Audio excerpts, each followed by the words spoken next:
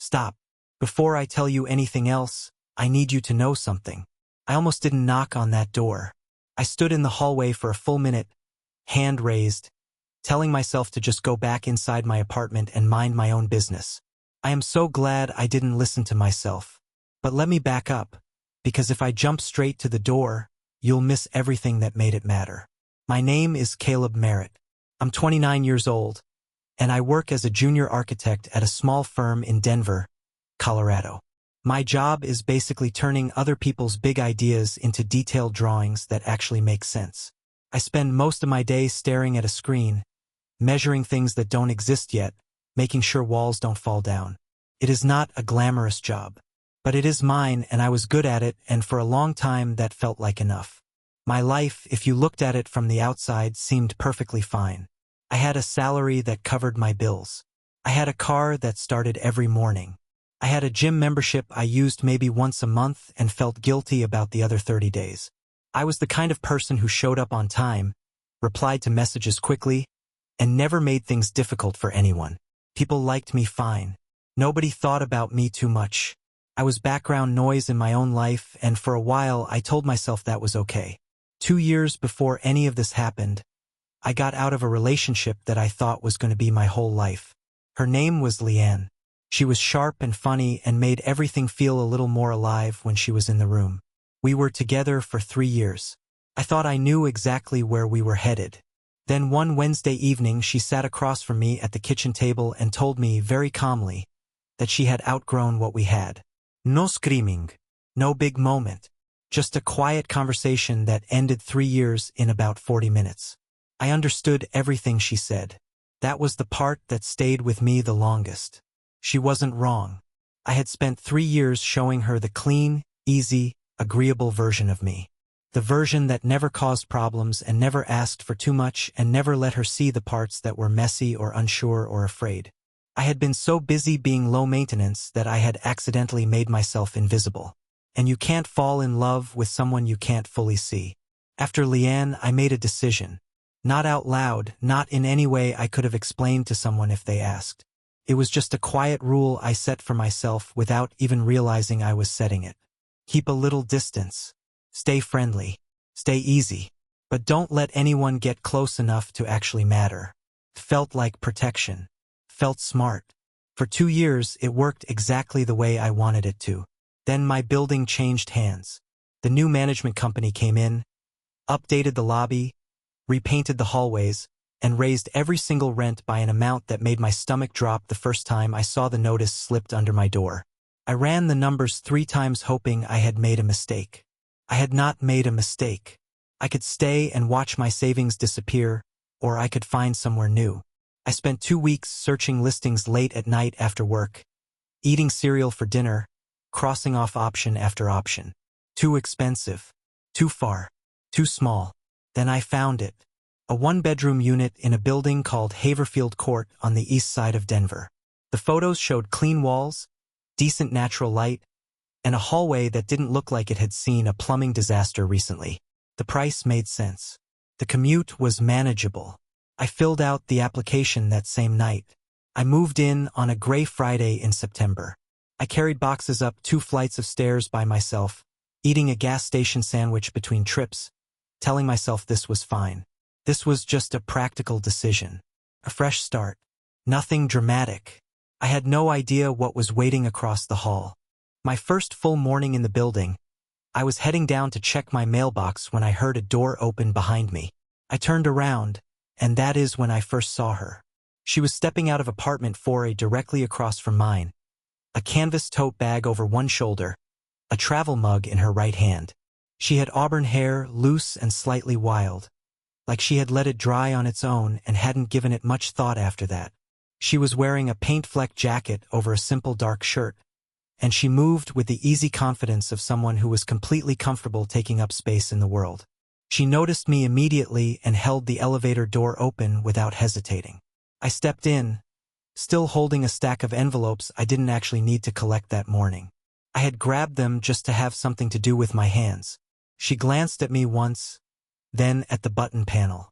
"You must be the new one in 4B, she said. Not unfriendly, just direct. I told her I was. She nodded like that confirmed something. Hot water runs slow on Thursdays, she said. Nobody ever tells you that when you move in. You'll stand there waiting and think something is broken. It's not. Just give it an extra minute. The elevator reached the ground floor. She stepped out first, gave me a brief, easy smile, and walked toward the building exit. That was the entire conversation. 40 seconds, maybe. I went to my mailbox, collected 3 pieces of junk mail, and rode the elevator back up alone. I thought about what she said twice on my way to work that morning. Then a third time in the afternoon when I had nothing urgent on my screen. I told myself it meant nothing. She was just a neighbor being neighborly. People in buildings do that. They hold elevator doors and share small useful information, and that is where it starts and ends. I told myself that very clearly. Over the next few weeks, I learned things about her in the small, accidental way you learn things about the person who lives 6 feet from your front door. I saw her hauling large rolled canvases into the elevator on Tuesday mornings. I noticed the faint, clean smell of paint that sometimes drifted into the hallway when her door was open. I heard music coming from apartment 4A in the late afternoons, low and steady, the kind of music that sounds like someone working through something. Her name was Fiona Archer. I found that out when a piece of her mail ended up in my box by mistake. I knocked on her door to return it. She opened it, glanced at the envelope and said, "Oh, that happens all the time. I think the mail carrier hates us both equally." I laughed. She smiled. I went back to my apartment. That night I sat at my kitchen table and ate dinner and told myself everything was completely normal. I was already wrong. I want to be honest with you about something. By the time October arrived, I had started doing something I told myself I wasn't doing. Every morning when I left for work, I moved a little slower getting ready. Not obviously. Not in any way I could have explained out loud. I just took slightly longer to lock my door, slightly longer to pull on my jacket, slightly longer to check that I had everything. And I want to be very clear that I was absolutely not doing this because there was a chance I might run into Fiona Archer in the hallway. I was doing it because I was being careful, thorough, a responsible adult who double-checks his keys. That is what I told myself. Here is what was actually happening. Somewhere between September and October, the 40-second elevator conversations had turned into 5-minute hallway conversations. The 5-minute conversations had quietly stretched into longer ones. She asked about my work one afternoon, genuinely curious, and I found myself explaining a project I had been stuck on in a way that actually helped me think it through out loud. She listened without interrupting, and then said 2 sentences that made me see the whole problem from a completely different angle. I went back to my desk that evening and fixed something I had been circling for a week. The next morning I knocked on her door specifically to tell her that. She opened it holding a sketchbook and a cup of tea, looked at me for a second and said, "So I'm basically a junior architect now." I laughed harder than the joke required. That was when I should have recognized what was happening. I did not recognize it. Or more accurately, I recognized it and decided not to look at it directly, the way you don't look directly at something bright because you know it'll be harder to see normally afterward. Fiona was a mural artist.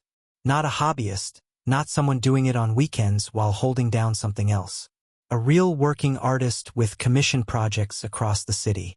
She had painted the side of a youth center on Colfax Avenue that I had driven past 100 times without knowing who made it. When she told me that, I felt something shift slightly in how I understood the world I had been moving through without paying attention. She worked the way I imagined most real artists worked. Intensely, irregularly, with long quiet stretches interrupted by sudden bursts of visible energy. Some days I wouldn't see her at all. Other days her door would be propped open while she moved things in and out, music loud, completely absorbed. On those days she would look up when I passed, give a small nod, and go straight back to what she was doing. I found those days harder than I expected. I thought about that more than I should have. By the second week of October, we had developed something that wasn't quite a routine but felt like one. Some evenings we ended up at the same time in the small common area at the end of the hall, where someone had left 2 chairs and a dying plant that neither of us had done anything about. We started bringing coffee down there. Not every night. Not by any arrangement. Just sometimes, and then a little more often than sometimes, until it became a thing we both expected without either of us saying so. She told me about growing up in a small town in New Mexico where art class was the only hour of the school day she didn't feel like she was waiting for something. I told her about the drafting teacher in high school who told me I had good spatial instincts and how that one sentence had quietly pointed my entire life in a specific direction. We talked about small things and then, without really planning to, large ones. I was careful. I kept a little distance. I was friendly and easy and warm, and I did not let any of it get past the surface. I was very good at this. I had been practicing for 2 years. Then, on a Thursday evening in late October, I came home from work and found him in the hallway. He was leaning against the wall outside Fiona's door, hands in his jacket pockets, completely relaxed, the way people are relaxed when they have been comfortable in a space before. He was tall, somewhere in his mid-30s, with the kind of easy confidence that takes years to build or some people are just born with. When I stepped off the elevator, he looked over and gave me a nod that was friendly without trying to be. Fiona opened her door a moment later, and her expression did something complicated that she smoothed over quickly. "Caleb," she said, a beat too lightly. "This is Preston. He's an old friend." Preston put out his hand. I shook it. He had a firm handshake and a genuine enough smile, and I could not find a single reasonable thing to dislike about him, which was its own kind of problem. "Just got back to Denver," he said easily. 18 months shooting out of the country. Feels strange to be back somewhere with reliable heating. I said something appropriately friendly about that. Fiona smiled at the floor for half a second in a way I had not seen her smile before. Smaller. More guarded. Like something that used to belong to her that she wasn't sure she still had rights to.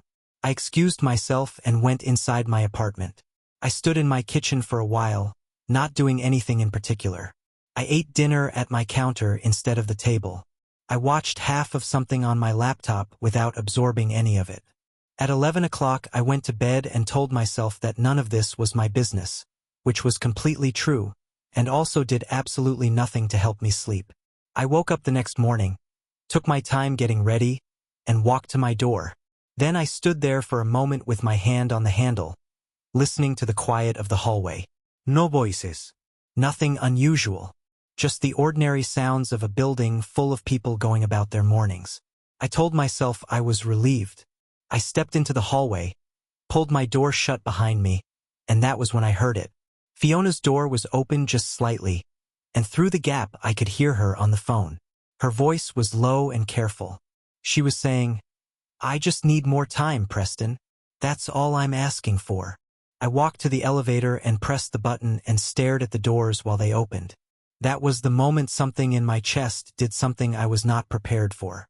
Not jealousy exactly. Something quieter and more inconvenient than that.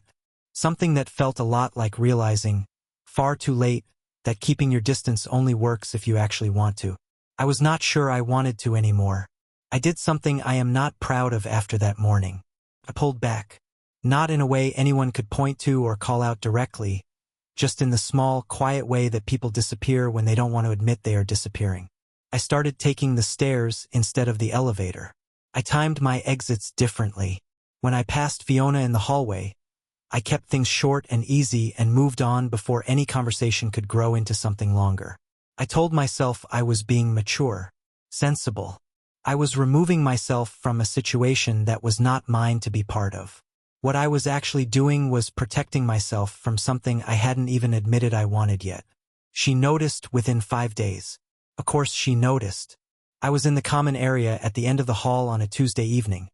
Not because I was hoping she would come out, I was genuinely just getting some air, when her door opened and she walked straight toward me with the focused energy of someone who had made a decision. She sat down in the chair across from mine, wrapped both hands around her mug, and looked at me the way a person looks at a puzzle they have already mostly solved. "You've been avoiding me," she said. Not angry, just factual. "I've been busy," I said. She tilted her head slightly. "You took the stairs this morning. You live on the 2nd floor." I opened my mouth and closed it again. She set her mug down on the small table between us. "I'm not going to pretend I don't notice things, Caleb. I notice things. It's literally my job to see what other people walk past." She paused. "Preston showing up isn't what you think it is." I just haven't figured out how to deal with it cleanly yet, and I didn't want to drag you into something messy. I looked at her. You don't owe me an explanation. I know I don't, she said. I'm giving you one anyway because you matter to me, and I don't want things to be strange between us. She held my gaze steadily. So stop taking the stairs. You're going to hurt your knees. I laughed before I could stop myself. She picked her mug back up, satisfied, and we sat there for another 20 minutes talking about nothing important, and everything felt easier than it had all week. When she went back inside, I sat alone in the hallway for a few minutes and tried to understand what was happening inside my chest. I came up with no useful answers. What I did understand was this. Preston had not gone away. Over the next week, I saw the signs of him without seeing him directly. A coffee cup that wasn't Fiona's style sitting outside her door one morning. A laugh coming from inside her apartment one evening that was pitched lower than hers. The particular way she looked slightly distracted during our hallway conversations, present but also somewhere else at the same time. I said nothing. It was not my place. But something in me was paying attention in a way I couldn't switch off. Then came the Saturday that cracked things open. I had been at my drafting table since early morning working through a set of revisions my creative director had sent back with more notes than I had expected. I was frustrated in the specific way you get frustrated when you know the work isn't quite right but you can't see clearly enough to fix it. Around noon I heard a loud crash from across the hall, sharp enough that I stood up immediately.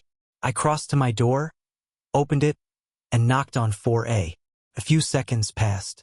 Then Fiona opened the door and I saw immediately that she had been crying. Not dramatically, not loudly, just the quiet kind of crying that happens when something heavy finally gets too heavy to hold. She was standing in the middle of her studio space, surrounded by reference sketches and color samples pinned to a large board on the wall. A ceramic mug was in pieces on the floor near her work table. I looked at the broken pieces, then at her. Are you okay? She pulled in a slow breath. Come in, she said. Watch the ceramic. I stepped over the broken pieces and she bent down to collect them, so I bent down too and we cleaned it up together without speaking, dropping the pieces into a bin by the door. Then she sat down on her studio floor, back against the wall, knees up, and I sat down across from her because standing above someone in that state felt wrong. She had lost a commission, a major one. A building owner downtown had hired her 4 months ago to design and paint a full exterior mural, the biggest single project of her career. She had spent those 4 months developing the concept, researching the neighborhood's history, sketching and resketching until every element felt honest. That morning she had received an email. The owner had sold the building. The new buyer had their own plans. The project was canceled. No real apology. Just a short paragraph and a small payment that didn't come close to covering 4 months of her life. I didn't try to fix it. I had learned enough about Fiona by then to know that she didn't need solutions in that moment. She needed someone to sit with her inside it. So I did. She talked. I listened. She told me about what that mural had meant, how she had built the whole concept around a specific idea, that a building's outside should tell the truth about the people inside it. She said most public art plays it safe because safety is easier to sell. She had fought for something real and it had been canceled by a spreadsheet. Then, quieter, she told me the rest of it. Preston had come over the night before. He had told her he wanted to try again. He had been steady and warm and said everything she might have wanted to hear 2 years earlier. And she had sat across from him feeling nothing she expected to feel, which had frightened her more than the lost commission. She looked at me after she said that. Directly, carefully.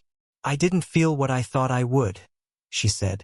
And I spent all night trying to figure out why. I held her gaze and said nothing, and the silence between us was the loudest thing in the room. She looked away first. I looked at the wall. Outside, Denver hummed along indifferently. Inside that small studio apartment, something was shifting under both of us, and neither of us was quite ready to name it. But it was there, solid and real and not going anywhere. I stayed for 2 more hours. When I finally stood up to leave, she looked up at me and said, "Thanks for not telling me it'll be fine." "It will be," I said. But I wasn't going to say it like it was easy. She nodded slowly. I walked back across the hall, closed my door, sat at my drafting table, and stared at the revisions I had forgotten completely. Then I opened a blank document and started typing. I told myself it was just for me. That is important to understand. When I opened that blank document on Saturday evening and started writing, I was not writing a letter. I was not writing anything meant for another person's eyes. I was just trying to get something out of my head and onto a page so I could stop carrying it around everywhere I went. That was the only reason. I was very clear with myself about that. I wrote for nearly 2 hours. I wrote about the elevator on my second morning in the building and the way she had held the door without hesitating. I wrote about the hallway conversations that kept growing longer without either of us planning them. I wrote about the evening she said 2 sentences that fixed a problem I had been stuck on for a week, and how I had gone back to my desk feeling more awake than I had in months. I wrote about sitting on her studio floor that afternoon while Denver went about its business outside and she told me the truth about things she clearly didn't tell many people. And then I wrote the part one had not been able to say out loud to anyone, including myself. I wrote that somewhere between September and November I had stopped thinking of Fiona Archer as my neighbor and started thinking of her as the reason I didn't mind coming home. I wrote that the 2-year rule I had built so carefully after Leanne had developed a crack I could no longer patch. I wrote that I did not know exactly what this was yet, but I knew it was real, and I knew that pretending otherwise was starting to cost me something I couldn't afford to keep spending. I saved the document. I closed the laptop. I went to bed. What I did not know was that I had not closed the laptop properly. I found this out at 7:40 the next morning when a knock at my door pulled me out of a half-sleep. I got up, crossed the apartment still foggy, and opened the door. Fiona was standing in the hallway in a gray pullover, hair loose, holding 2 cups of takeout coffee from the place 2 blocks over. She had clearly been awake for a while. Her expression was something I had never seen on her before. Not the direct, confident look she usually carried. Something much quieter, more careful, like she was holding something fragile and didn't want to drop it. She held out one of the cups. "Your door was unlocked," she said. I knocked and it opened a little. I wasn't trying to read anything. "Your laptop was open on the counter and the screen was on and I just..." She stopped. I read the first few lines before I realized what it was. Then I stopped. Every part of me went completely still. "How many lines?" I asked. "Enough," she said.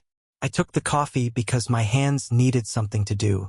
We stood there in the doorway for a moment, the Sunday morning quiet of the building around us, and I tried to read her expression and couldn't get past the careful, open, slightly uncertain look in her eyes. "Let me go first," she said. "Please." I stopped whatever I had been about to say. She looked down at her cup for a second, the way she looked at work in progress when she was measuring something honestly. Then she looked back up. "I called Preston last night," she said. "I told him no, not to be cruel. Not because of anything dramatic. Just because it was true. Because the thing I kept looking forward to when I came home wasn't his calls. It wasn't the idea of working things out with him. It was the light under your door. Knowing you were 12 feet away." She stopped and took a breath. "I have been very careful not to make this complicated because we live across from each other, and if it went wrong I would have to see it every single day. But being careful has started to feel like lying. And lying is the one thing I have never been able to make myself do." I stood there in the doorway of my apartment holding a cup of coffee and listening to the most honest thing anyone had ever said to me and felt something come completely loose inside my chest. Something that had been held tightly for 2 years without me fully realizing how much effort that had taken. "I didn't close the laptop properly," I said. She looked at me carefully.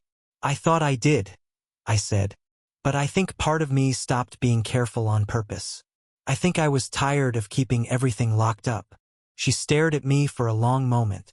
"That is either the most honest thing I've ever heard, or you need to seriously work on your subtlety." "Probably both," I said. She laughed. "The real one, the full one, the one that filled the hallway and made the whole building feel lighter." I reached out and gently took her coffee cup from her hand and set both cups down on the small table beside my door.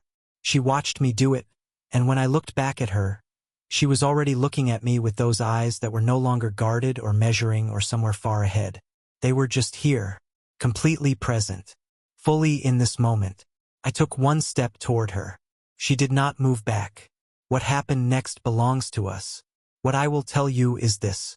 We spent the rest of that Sunday together, moving between my apartment and hers like the hallway between them had stopped being a border. We talked the way people talk when they have finally stopped performing for each other. She showed me the concept sketches for a new mural idea she hadn't shown anyone, raw and unfinished and honest. I told her about the revision problem I had been avoiding at work, and she asked 3 questions that completely rearranged how I was thinking about it. Weeks passed, then months. She pitched a new mural to a community center on the north side of Denver, and they said yes before she finished the presentation. I stopped holding back on the revision project, and my creative director called it the strongest proposal I had turned in since joining the firm. We bought a small cactus and put it on the hallway shelf between our 2 doors. It was entirely ours. No history, no weight from before. Just something we had chosen together. One evening in early spring, she asked me what I would have done if she hadn't seen those lines on my screen. I thought about it honestly for a moment. I would have found another reason to knock on your door, I said. And another one after that. Until eventually one of them worked. She was quiet for a second. Then she leaned her head against my shoulder and looked out at the Denver skyline going amber in the evening light. Outside, the city was loud and warm and moving. Inside, everything was exactly right. And it all started because I just wanted to talk to my neighbor.